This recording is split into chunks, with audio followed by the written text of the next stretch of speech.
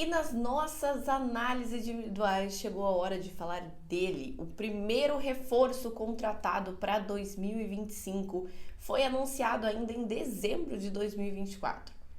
Luiz Fernando chegou no Atlético como um nome para a Série B. Um cara que já tinha se provado até na Série A, né, com passagens pelo Grêmio e pelo Botafogo, tinha feito uma bela de uma temporada em 2024 pelo Atlético Goianiense, marcou 21 gols em 53 jogos, foi peça-chave na campanha do Atlético Goianiense, destacou muito e chegou então como esse grande nome experiente, né, e provado, um jogador provado para jogar a Série B de 2025 para o Atlético.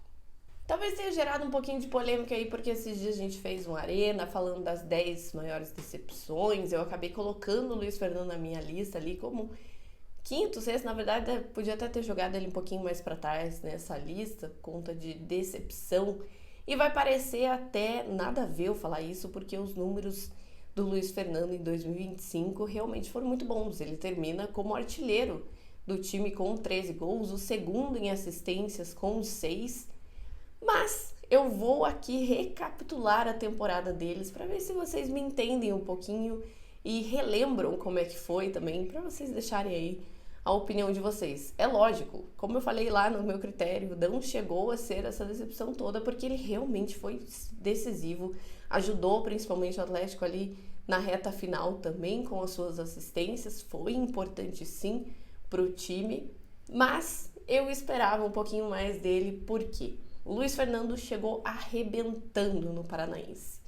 Aliás, a maioria dos gols deles, inclusive, sai de Paranaense e do início da Copa do Brasil. Porque ele faz 5 gols no Paranaense e 4 gols na Copa do Brasil. Inclusive, desses 4 gols da Copa do Brasil, 3 num jogo só, metendo hat-trick para cima do Guarani de Bagé, naquela vitória por 3-1 que levou o Atlético para a terceira fase. Luiz Fernando então começou 2025 a toda, fazendo muito gol, impressionando, sendo aquele cara que realmente a gente esperava que fosse para fazer esse 2025 mágico, ser esse artilheiro que ele acabou sendo. Mas quando chegou a Série B, no início da Série B, a gente já percebeu uma leve mudança. Parecia que era um outro Luiz Fernando em campo, não estava conseguindo marcar. Inclusive, antes de entrar até nos dados deles aqui, bom lembrar que ele chega falando que sempre quis vestir a camisa do Furacão.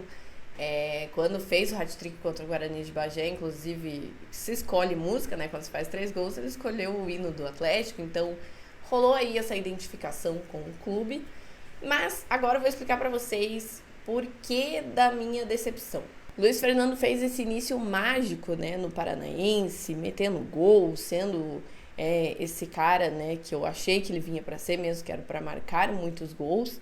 Porém, no início da Série B, a gente vê um outro Luiz Fernando. A gente não vê mais o cara dos gols, a gente se pergunta onde estava o Luiz Fernando do Paranaense. E aqui eu vou trazer então os dados para vocês entenderem um pouquinho. Ele teve um jejum de gols do dia 14 de março ao dia 24 de maio. Nesse tempo, ele deu 3 assistências, tá? Para o gol contra o Paysandu, Cuiabá e Novo Horizontino.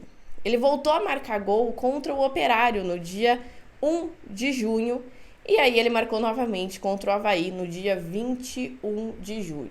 E aí ele passa por outro período de jejum de gols. Ele só volta a balançar as redes de novo no dia 6 de setembro contra o Botafogo de São Paulo. E o último gol dele foi no dia 21 de setembro. E aí na reta final ele ajuda com 2 assistências, uma contra o Atlético e a outra que acabou sendo na derrota contra o Remo.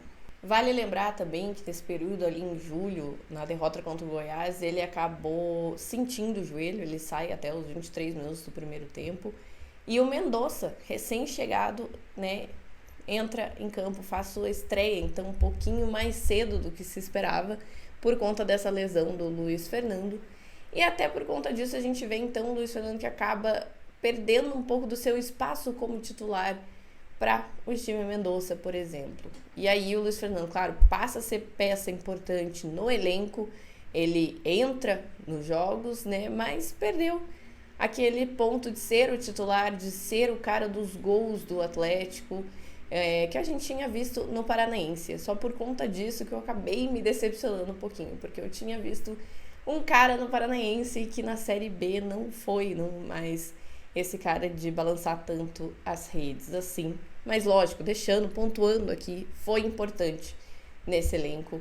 E para lembrar, o contrato dele com o Atlético vai até junho de 2026. Então ele está nesse barco aí de jogadores que o Atlético precisa ver nesse final de ano o que vai fazer, se vai renovar o contrato com o jogador ou não, porque lembrando, né, ali nos 6 meses ele vai poder assinar com outro clube. Então a gente vai entender aí também nessas negociações de fim de ano se o Luiz Fernando será uma peça que o Atlético quer contar para 2026, se vai renovar esse contrato. E só para trazer os números interessantes dele nessa temporada. Foram 53 jogos, 42 como titular e 11 saindo do banco. Como eu falei para vocês, ele ficou em segundo lugar no time em assistências.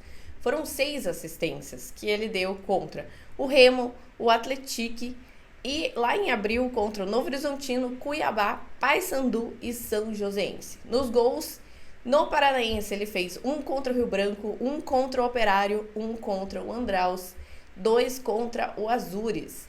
Na Copa do Brasil foi 1 gol contra o Pouso Alegre e 3 contra o Guarani de Bagé. Na Série B, os gols foram 1 contra o Operário, 1 contra o Avaí, 1 contra o Botafogo de São Paulo e 1 contra o Vila Nova. E aí, galera, chegou o momento de vocês também aqui. Deixa nos comentários. Você renova com o Luiz Fernando? Quer que o Luiz Fernando continue em 2026 para jogar a Série A agora pelo Atlético? Deixa nos comentários e não esquece de deixar o like e também se inscrever aqui na Threads.